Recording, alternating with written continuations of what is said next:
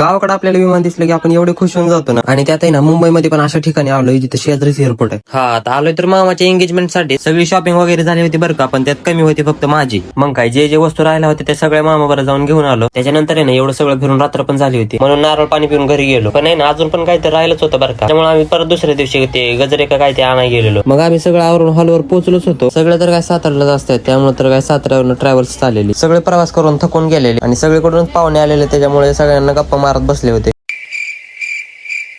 हॉलमध्ये तर सगळी तयारी चालू होती बरं का. परत कॅमेरामॅन त्यांचं शूट करायला परत तिकडेच घेऊन गेला. दोघांचं आधी वेगवेगळं शूट करून नंतर दोघांचं एकत्र पण घेत. मग त्याच्यानंतर आतमध्ये गेल्यावर मामा पण रेडी झालाच होता. आता सगळं झाल्यानंतर फायनली ती वेळ आली.